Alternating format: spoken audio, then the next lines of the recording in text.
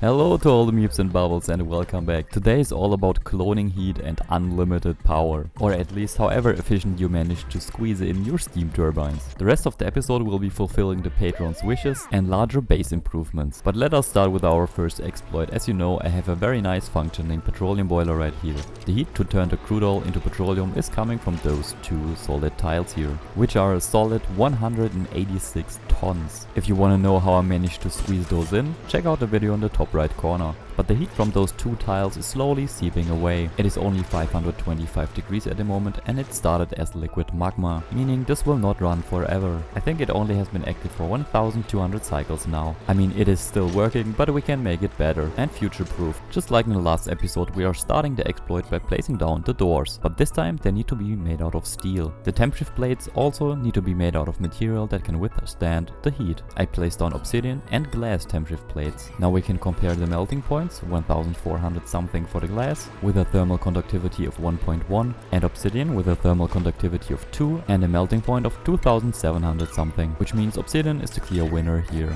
Now that you are working with heat, it is especially important that none of the heat transferring buildings like the doors, the temp shift plates, etc. are touching any other parts of your base that you don't want to melt, which is why I made a little bit more space here. Then one more temp shift plate and 3 metal tiles that can withstand the heat of fresh liquid magma. In our case, steel metal tiles will be used. We also need a backdrop drywall made from obsidian. You could also use another temp shift plate. Then 1 or 2 liquid bottle emptier, and remember to open the door before dropping the magma, otherwise this will be a mess. Now we get us a pitcher pump and place it in some liquid magma. We do that in a way that the base does not touch the magma, only the little straw thingy. Nice, this works. As you can see, instead of opening the door, I just deconstructed it. Let the Dupe build everything and then kept on going with the automation. Remember, make everything out of steel, otherwise the heat transfer will melt your cables. For the automation we only need the cable to be connected to a timer sensor and a on and off switch. And now the live version of me will take over. This should be set to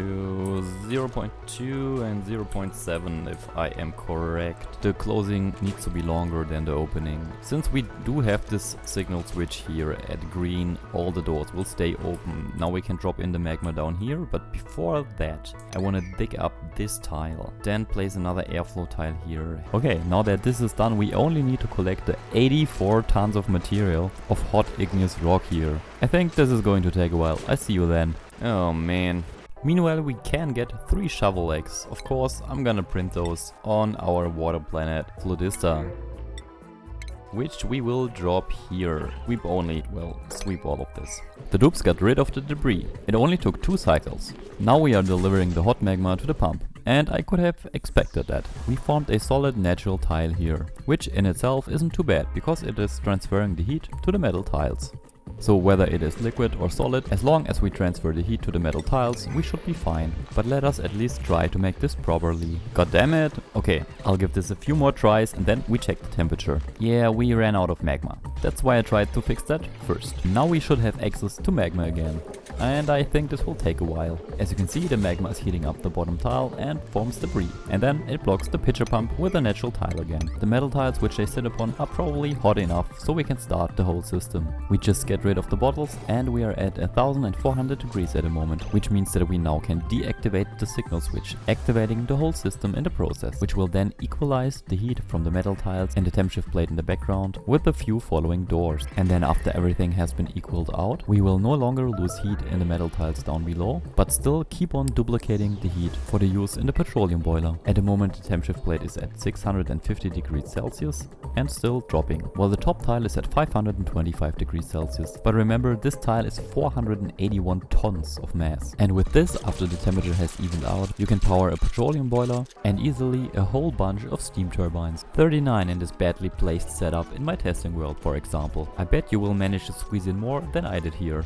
Try to keep that system in mind because I want to try something similar here on the water planet. But we will not be doing that now. We will take care of a few patrons first, enjoy this lovely time lapse here in the background, and then later build the energy system here on this planet. During the excavation process, we got a few Joya seeds. Hasn't it been a while since we gave our lovely hele a bad time? Well, I managed to squeeze that in this episode. We came to the conclusion that even though hele has suffered a lot, we shouldn't give them a too good life, but instead of physical, switch to a more more mental approach. Now that you've grasped the basic idea of what we are doing here, let me explain what I'm trying to achieve. Living in space can be especially stressful if you live in a glass room, always in fear of the radiation, and the only way in and out of your quarters is the fire pole that you have to climb up. Hele will have their own mess hall, but always in the knowledge that everyone else eats together and that a meager oxygen supply can escape into space every time.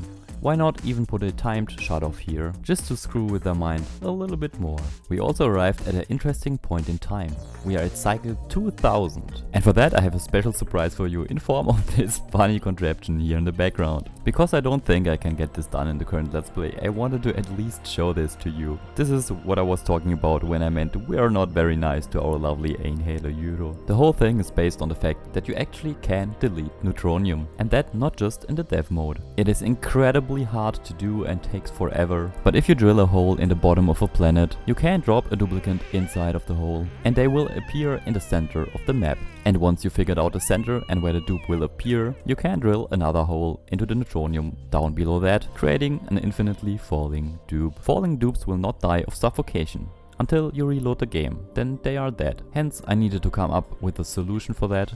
I have been falling for 3 cycles. That you can see in the background right now. Every few cycles the gantry will expand, catch the falling duplicant, give it time to eat, and for the suffocation issue you will have to use oxygen to fill this dropping shaft. Be sure to give your duplicant enough downtime to actually use your facilities, which in our case is just berry sludge on top of a pressure plate. And once the timer hits, our dupe will keep falling again. And one of the last care packages gave us a nice suit for our hele, which makes it easier to find them in the colony. They are able to get out at the moment I trap them, so you can see them inside, and they're still so happy, even though the radiation is high and they have to climb the fire pole all the time. For a little bit of extra spice I had them paint their own canvas, and why not have them live in constant fear of zombie spores as well. The spore kit will not grow here until the dupe exhales carbon dioxide, which is why we take away the Atmo suit now. And for the oxygen supply, what would you say? 20 seconds oxygen, 20 seconds nothing. Yeah, there you go, munch on your food, ignore the spore kit. Let us visit our other planetoids. Zapule here for example, 181 cycles in the past. You can see that there's a lot happening in this episode. The reason that you see me draw in floors here in the background is because I have the plan to make the whole planet into a huge food production facility, which we actually did manage to do. The only issue for now is that the plants are rotting away here on this planet. And same goes for Steakoo's planet. And since we got a Draco and a cute little Pip here on Floodista, we can use those for food and eggshell production. Now the time has come to go back to the power production. By now you should already know the drill. Clean up the mess where you want to build, place down a few doors made out of a heat resistant material. The same goes for the temp shift plates and the metal tiles. And then, since we do not have access to magma, we are going to create our own heat source. Liquid glass for that matter. And because that is really hot, we need a vacuum to enter the thing. Once we took care of that, we can now start with the steam turbines. And since I don't want to vacuum them out, I just tile them in and then deconstruct from the side of the vacuum. But because I want to have more steam turbines, the entry shaft will be expanded upwards. Then we create a new liquid lock from all the liquids we have lying around, crude oil and water in our case. Then we can deconstruct the tiles underneath the steam turbine from the vacuum side. Once that is done, we repeat the process. Add more steam turbines on top, deconstruct the tiles, add a few liquid vents and add a heat transferring material layer, both to underneath the steam turbine as well as on top of it. Meanwhile, why not check what our lovely hele is doing? Yes, we managed it. Contact with zombie spore germs. Let's see if they're still there. No germs here. But that just means that all the good germs are here in our hele. Oh yeah, I almost forgot. Sleeping is also quite hard because of the light. Nazgul the dupe, SquidCake and the stapler gun got improved construction to speed up our building process a little bit. For the same reason I added in a few transit tube access points, expanded our still not existing pipe system. Then I added a whole bunch of granite temp shift plates and prepared the cooling loop with a minimum amount of radiant tiles. The cooling loop will be very important, as you see later on, because we are creating so much heat that even a single aqua tuner probably can't keep up with cooling the turbines. Which is why this is technically not a good setup. I should have built it symmetrical with a heating door system in the middle. But for now, let's just close this loop. like so. This should be the last of the pipes. And then priority 9. At around 104 cycles in the future, it is about time that we take care of the wishes from another lovely patron. This time it is Arale that is already present in our Zapiol base. Arale wished for nothing special but a vomiter dupe that gets stressed a lot, and the other duplicants have to take care of the messes. That of course eventually will appear. So what is this supposed to be? Well, this will be Arale's little, well, habitat. They are allowed to stay in, but not go out. Even though surrounded by the freshest of all meal woods, Arale is blessed by the pickled meal ice, leaving a sour taste in their mouth with every bite. There's of course a light over the bed, and the whole thing is placed in an area with polluted oxygen, so that a cough will get them eventually. And that is the goal. I mean, it can't even phone in peace without having ECX taking a big dump right next to them. It doesn't really seem to bother them that much though. Look at this disturbing happy face. Next important thing would be placing the aqua tuner down. But it appears we only have regular metal ores, no steel. That clearly won't cut it, so let's produce some. The good thing on this planet, we have a ginormous amount of lime, giving us the chance to produce a huge amount of steel. As for the refined carbon we need, I just smacked down a whole lot of kilns on the rightmost bottom side of the base. Then I decided to close the steam chambers and fill them up with an appropriate amount of water. To achieve that, I pre-filled a few pipes, all of the same length, with a little bit of water, and then connected them up to the first steam turbine output, which will end up in a valve in the steam chamber. Let's check this out for now. All the water seems to be properly dumped inside of the steam chambers. Then we can cut the pipe behind the bridge, reconnect the pipe that was feeding in the water in the first place, wait until the pipe is fully filled up, cut it again and repeat the process. Now we should have 16 times 10 kilogram packages of water times 3 in each of the chambers. Because I'm not the smartest, of course I needed to break into one of the rooms again and place the freaking aqua tuner inside. That's why I made this deal in the first place. The automation got finished, the liquid loop completed, the value set to how about 20, and the water for the loop slowly filled in. This always takes a while, especially if you're just siphoning off your water from another source. But once this has been done, we can cut the pipe and start up the system. But before that, let's check in on the stress level of our lovely Arale. I had placed in a dirt delivery system, so now they have absolutely nothing to do and are horribly bored. The stress is already rising to 15%. Oh, and the telephone is constantly ringing. Could you freaking not steal the food, Echo? Let us check how much heat we have left. I made a small mistake and closed the doors once, which is why the glacier solidified. Drum roll for the big moment. We activate the system by deactivating the doors. And the timing is 0.2 to 0.7. To observe everything, we can switch to the heat overlay and unfreeze the game. Once the remaining heat in the 2 solidified glass tiles has evened out with all the mechanical doors, well, not all of them, just the first 2.5, the remaining evened out heat will then be duplicated. The mechanized airlock that you can see right now is at 400 degrees and transferring the heat upwards into the metal tiles, into the granite tiles, into the water, turning it into steam, slowly activating the steam turbines. The remaining solidified glacier is still at 1029 degrees Celsius, while the metal tile and the mechanized airlock are at 1033 degrees Celsius, which is decreasing the higher you go, but it still tries to copy the temperature from the lowest tile. Up from the third door we can start extracting the heat. We do that with the temp shift plates and the metal tiles until the first steam turbine activates, but it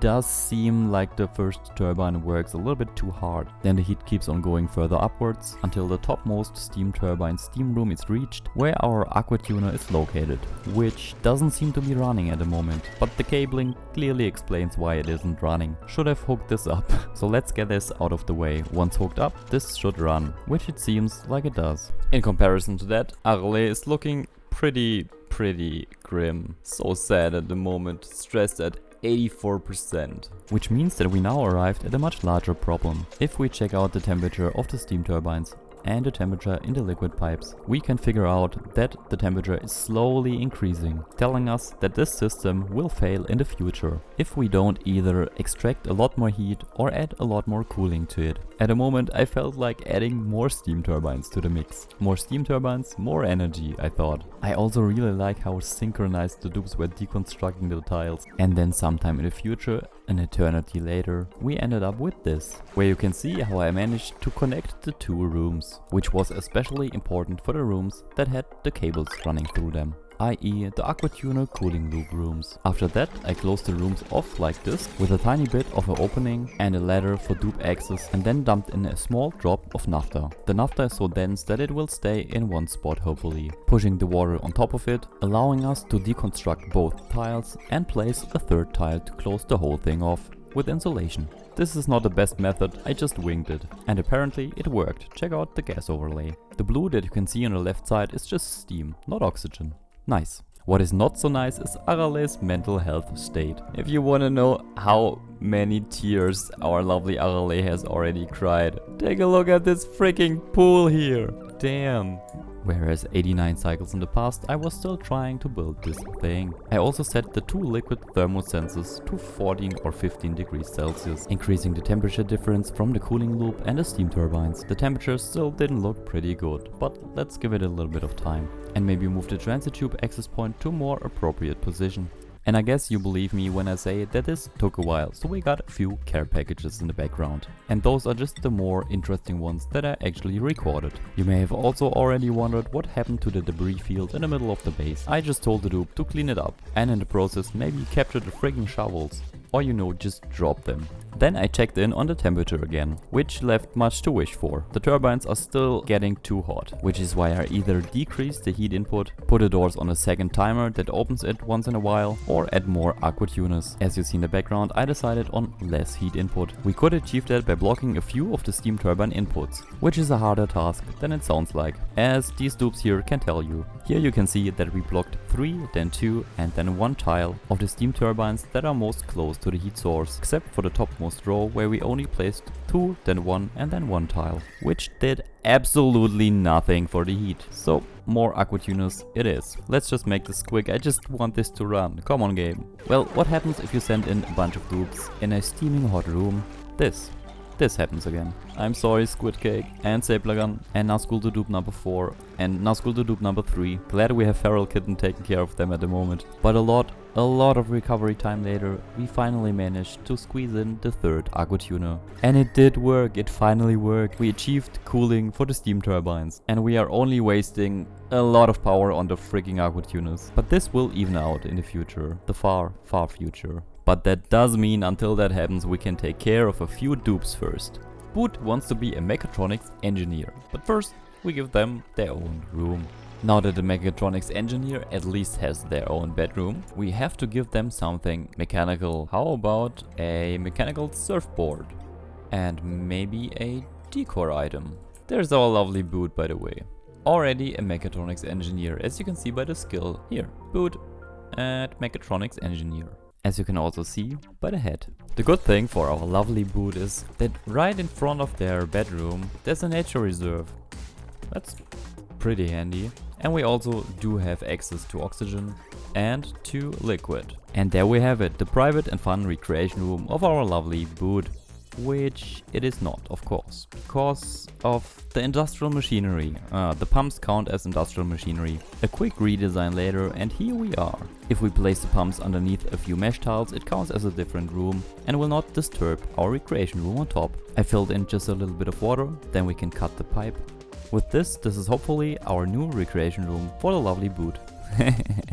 Well, Nazgul had a different opinion on that. At least the thing works. We can prevent that from happening in the future by just revoking the access to the mechanical surfboard room for everyone but for Boot, who is a good sport, takes it with fun and just goes to sleep next door. But the next day the time for Boot has come to finally enjoy his very own recreation room, making him Boot the happy mechatronics engineer on the mechanical surfboard. Just look how much they enjoy it.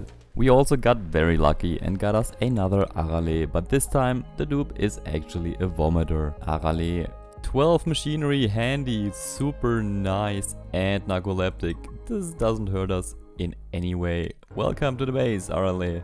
Your life will not be so nice, I think. And here's Arale welcoming their new home. And I have a feeling that they know what to expect. At least they're together now. I also needed to add a bit of oxygen, because they were consuming quite a lot, as you can see here by the red and the dark blue spots. The water planet could use a small makeover here on the right. The rocket has been sitting here for a while, so why not replace it with a whole bunch of floors for now. I spaced them 4 tiles on the top and then 3 tiles on the lower floors. That's because I wanted to put in some machinery on top. The transit tube and the heavy watt wire got also moved. Transit tube now runs right next to the petroleum duplicator and will be connected to the living module. And as you might have already seen, before we even expanded the transit tube, I built an infinite storage. 2 to be exact. The right one will be for the polluted water from the base, toilet water and petroleum generator water, which we can then use for whatever. Maybe the left one will be used for the polluted geyser water. Here you can see the polluted water being transferred from our main pipe that led to space, now to the infinite storage. This pipe is also connected to the petroleum generator room. Our lovely feral kitten seems a little bit overwhelmed by the workload, so let's give them a better schedule. Here in the living module the temperatures are a little bit too gradual, which I plan on fixing by just adding a liquid loop that runs here through the cold geyser water. And then I plan on maybe heating it up to a degree that the dupes will like it. We could just expand the piping on the top, place down a liquid tapidizer and hook it up to a temp sensor, bringing central heating and cooling to the living quarters. But that is a tiny project for the future. But what are we using all this space down here for? Well, food. A lot of food, but this time I'll have the sweepy automate the picking up process. The food will just be spindly grub fruits again. We do have enough seeds produced by the old food system to the left that we can now deconstruct. The genius but unproductive feral kitten here also wanted to be a mechatronics engineer. Nope, that was someone else. Feral Kitten wanted to be the one with a dupe that only works in fields that they're not really good at, or that are even completely blocked from using, which isn't really possible. So we will make them the cook again. Yes, they love cooking, but they are really bad at it, and the colony's doctor, which they also suck at. To make this more formal and legit, a proper kitchen can't hurt. The pixel pack is a nice touch to show if the fridge is completely full. And since our feral kitchen is also a doctor, I will add a hospital right below. Now feral kitten can reap havoc in both of these rooms. Yes, we are talking about you. By the way, at the moment we are taking care of the carbon dioxide down in the base with the help of a carbon dioxide skimmer and a water sieve. Nothing special. And look at that, if that isn't the original Nazgul. Nazgul wanted a dupe that is the only one that has access to the espresso machine and the juicer. The juicer is out of the question right now, but the espresso machine is doable. The only issue with that is that Pincher Pepperneat needs polluted water. And take a look at this. Almost no polluted water anywhere. Those pockets here are probably from peeing dupes. And we don't have any polluted water producing buildings to the left. So I thought about why not use our pips. We actually do have 3 of those. I found one here as well. Which is why I grabbed the pips, threw them in this room, put some pincher pepper seeds right next to them and then waited for a while. The pips planted 3 pincher pepper seeds. And this one probably has been here before. Which means that we can start with the bedroom for our lovely Nazgul. Following that up with the placement of the espresso machine. Since we only want Nazgul to have access to the espresso machine, we can build him his own basement where he can drink his coffee in peace. Nazgul will even get his own fancy plastic ladder. The power can be hooked up easily and the water as well. We even managed to squeeze in a fridge for the pepper nuts, also giving us access to the mealwood behind the fridge. And with this we do have a proper recreation room. Now we restrict the access that only Nazgul can go in and out. Done. And check out how Nazgul's day goes. Look how happy they are. Seems to be a very good espresso, coffee or tea. What a good start into the cycle. And off to work they go. Nazgul the dupe seems to be fine as well. They're clearly in the zone right now.